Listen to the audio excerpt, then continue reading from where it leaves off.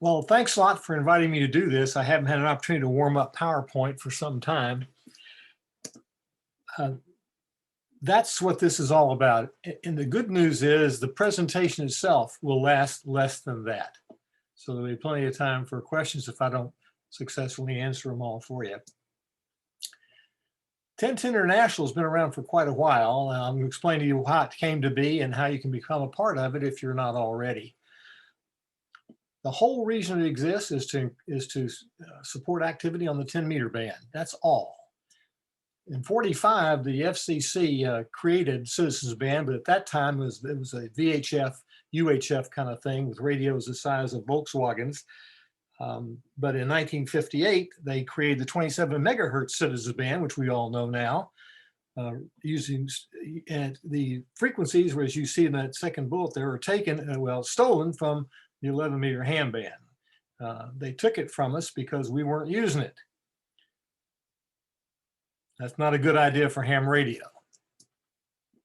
And we got scared. We said, geez, I mean, how many of you guys were active in 1962? I was, but I remember being nervous about that. If they can take the 11-meter band just because they wanted to, we're in danger of losing 10 as well. So a bunch of guys in Southern California, this is the last actually good thing that happened in Southern California in 1962.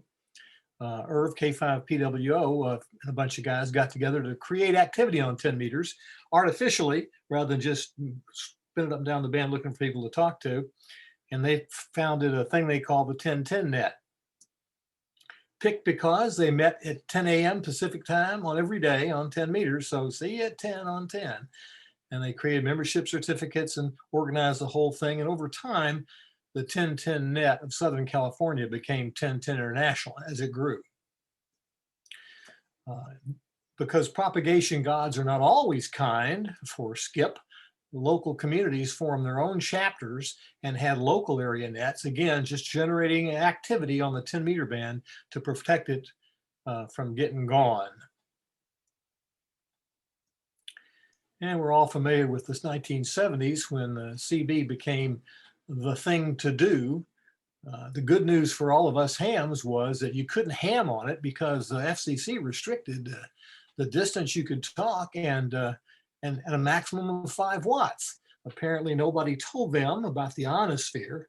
So hams all over the country CBers all over the country began to pretend they were ham radio operators. And that was no fun for anybody. The barrier of CW kept them out of ham radio, or the imagined barrier of CW. And they had everything you can imagine, 5 kW stations, rotary antennas, the whole business. So it's even worse. So the 1010 people said, we got to do even more than just have local nets and so forth. They had contests, and they go to ham fests, and they have a newsletter and other things to create activity on 10 meters. And the local chapters themselves would create their own certificates and the rules about how to earn one. And that all gave birth to a thing we call paper chasing. I think when back in those days, I ended up with like 50 or 60 different memberships and local chapters, all of that making noise on 10 meters. 1975, not to be left behind, Jim, W4YHF, and myself started the North Georgia chapter here in the North Georgia area. And we created what is the most beautiful local club certificate in the world. It was then, it is today. And then presently now, 2,242 people since 1975 who have acquired what we call the New South number. The North Georgia Chapter Certificate is a New South Award. If I've done anything in the last minute and a half, hopefully I've created some interest on the part of those of you who are not part of 1010 to help jump into the fray and protect that band. Here's how it all works. All you have to do is work 10 members of 1010 on 10 and submit log information to the organization 10-10.org along with a small fee, which is currently 15 bucks, and they will give you your own 1010 number. 1010 number started with number 1. My number is 4842. That's how you can tell I've been at it a long, long, long time, because the current numbers are over 77,000. So if you get one now, your number will be 77 something, something, something. And once you play the game, you get on 10 meters and work with other folks. In case you've forgotten where you send your application, this is it, 10-10.org or 10-10.org. That works as well. For the local chapter, newsouthawards.com is our website. You can go look at it and see what we do here locally. We check in every weekend. This is the New South Award. I think you'll agree it's gorgeous. Part of being an artist. You can have one of those yourself. In addition to that, a lot of chapters have endorsement certificates. So once you complete the minimum it takes to get your own New South number, you can accumulate more and more numbers on 10 meters of New South members and get endorsements that make this up to 50 people. It'll be very difficult to work 50 New South numbers today, but it is not impossible. Other chapters had their own certificates.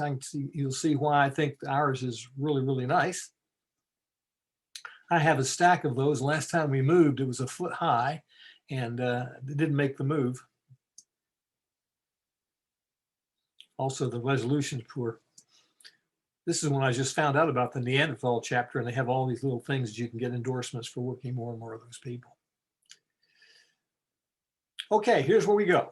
Every Sunday afternoon at 1930 Zulu, year-round, that is to say 2:30 now, 3:30 in daylight time, at 28-4-15, you can check in, and if you haven't got your number yet, work enough people to get your own and begin part of the fun. I know you've already forgotten how to do it, so I'm repeating this slide one more time because I'm dealing with old men and we know how we are.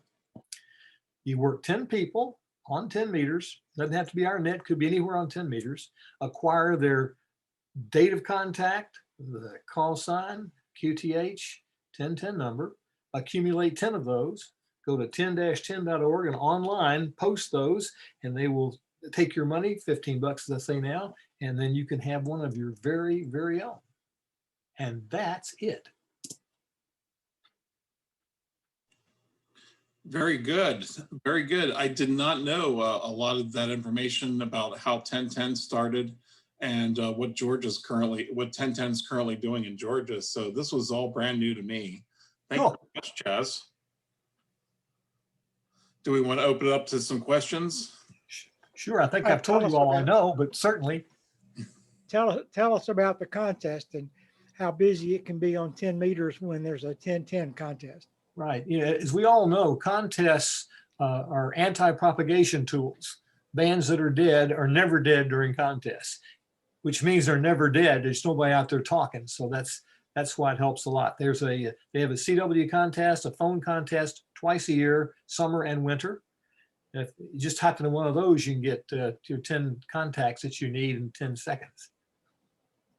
I don't have in top of my head what the schedule for those are right now, the winter and the summer, but if you go to 10-10.org, there's a tab that tells you what all the contests and other programs they have.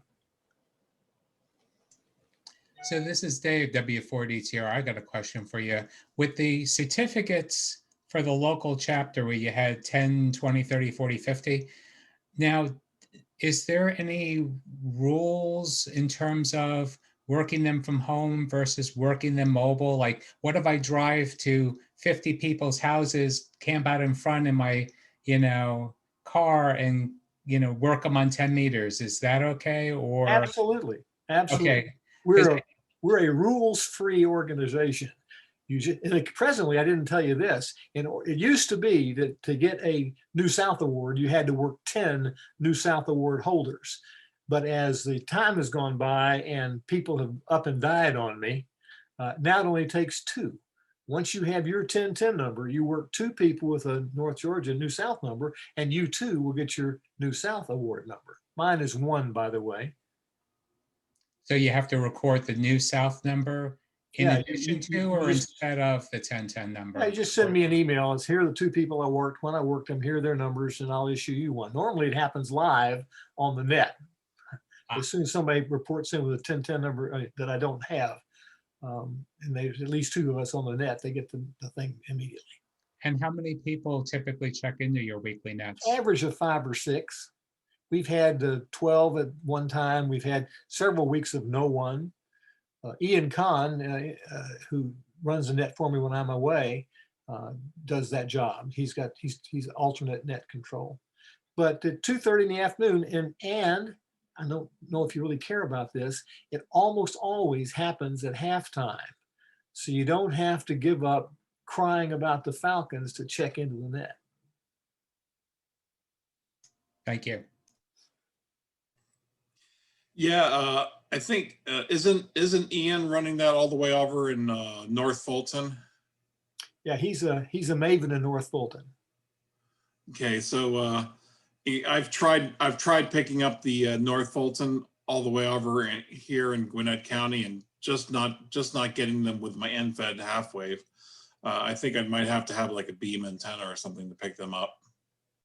I wouldn't think so. He's in Roswell, so I'm located in Sandy Springs, so I don't have any trouble hearing anybody from Ackworth to Peachtree City and over to Decatur and all that. But it doesn't take long to make those contacts. Are Wake you up, talking Don. about 2 meters or are you talking about 10 meters?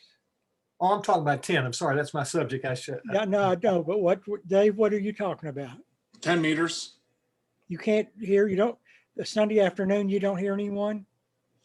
Well, Never tried. just one specific frequency at one specific time. I haven't camped out on 10 meters and watched the waterfall all Sunday afternoon. So No, I meant the 230 net. if that's when the North Fulton's meeting, yes, that's No, that's two, okay, I think that's the problem. The North Fulton 10 meter net is not the same, is it, Chaz? No, okay. it's So I need to different listen at additional times. the only thing we have in common is that Ian belongs to both organizations. So curious, for the 10-meter nets, for the New South nets, are most people running horizontal polarization or vertical? I would assume, I don't know. Back in the day, almost everybody had a rotary antenna. Nowadays, it's apartments and so forth. There are very few people who are vertically oriented on the radio on 10 meters now that talk to me anyway. I'm sorry, they are or are not? Are not. I think most people are horizontally polarized. If they're indoors, they stuck a dipole up on the window or in the attic someplace. I have a beam and so do many others. I can hear, if there's 7 people, I can probably hear 6 without the beam. And with the beam, I can hear them all, but I have to know where they are so I can turn the beam. And that's not a major beam. That's a it's only up 30 feet, so it's not a big thing, hex beam. And if you have a wire antenna, you can always turn the house if necessary. So that, Well, we did that a couple times, but it messed up the coax. yeah, it's bad.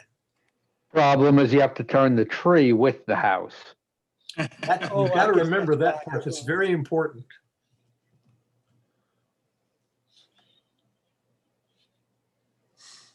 So it's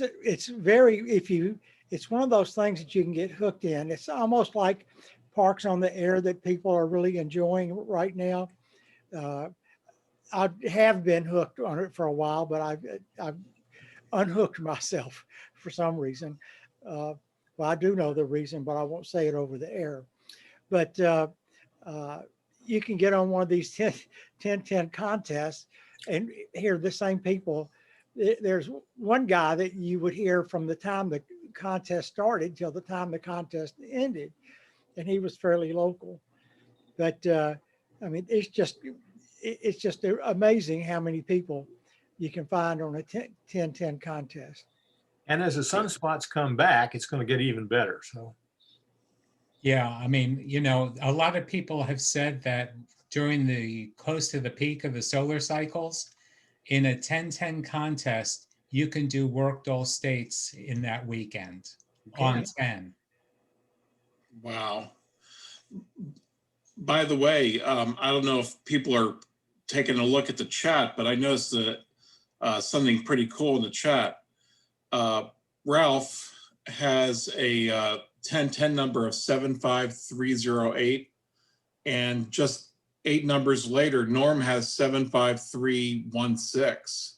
So you guys got your 1010 numbers pretty close. Did you all have anything to do with each other getting on 1010? We're both GARS members. Well, of course. I kind of got hooked on it because there used to be a local group, 1010 group called the Margarita and Martini Net that Bobby used to put together. And I used to get on that net every night. And then, you know, I think for the same reason, Norm kind of stopped doing 1010. The Margarita and Martini Net kind of crashed and burned. And then, you know, I haven't been real active.